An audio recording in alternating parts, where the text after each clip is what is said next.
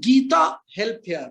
Gita, which is a part of Mahabharata, where when these two princely sides are pitched on a battle for their respective share of kingdoms, when they are pitched on the Kurukshetra battlefield, suddenly Arjuna develops cold feet because he sees on the other side people lined up, include his teachers, uncles, cousins, and so on.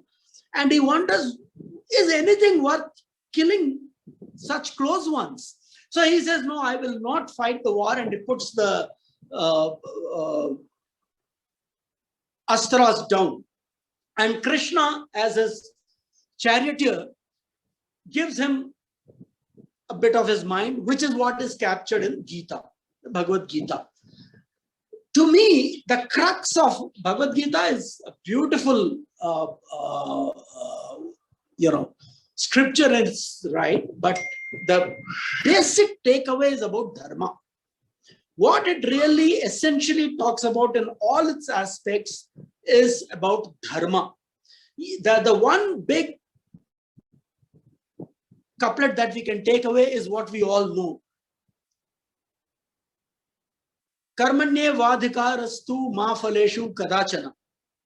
We said, do the right deed, don't worry about the result of it.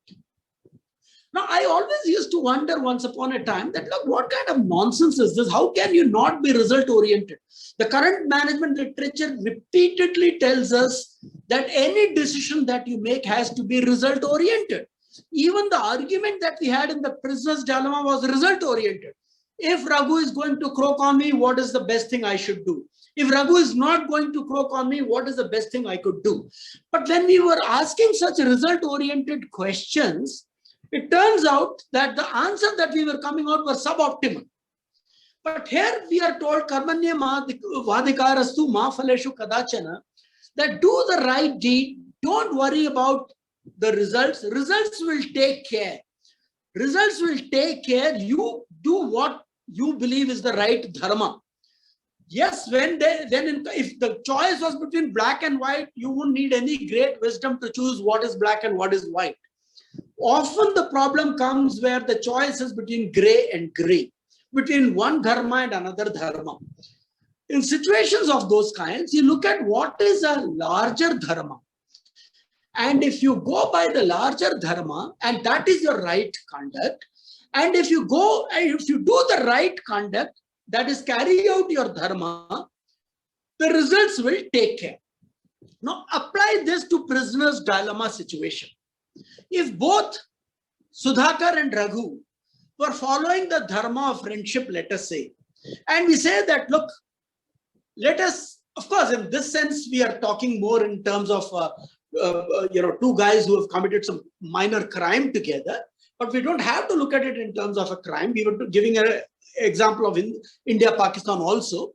But if we had both followed our dharma, we would have got only 2 years each. We would have both been better off.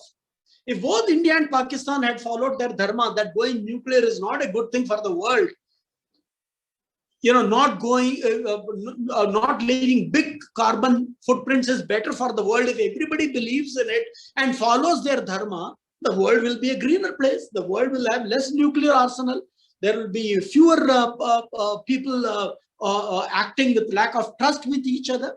So the biggest takeaway, as I see, is the Nash equilibrium does not have to be a Nash equilibrium when you follow the route of dharma, which means you have a higher right in the world. You have to identify what is the higher right. Yes, for me, my cost will come down if I don't care too much about, like Volkswagen did, putting those filters in their software to avoid detecting their emission standards, for example, may get you a little more profit in the short run. But in the long run, what you are doing is you're harming the globe. So obviously, you are resorting to an act which is not dictated by dharma. And if everybody behave, if we bring dharma back into our lives, we talk so much about Hinduism. We all try to be, today everybody is a Hindu bhakt and Ram bhakt and God knows what all bhakt. But we have forgotten our basic scripture, which talks about doing the right thing. doing dharma, wearing the mask, washing your hands. There is no need for us to do anything very big at an individual level, then follow our dharma and the world would be a better place.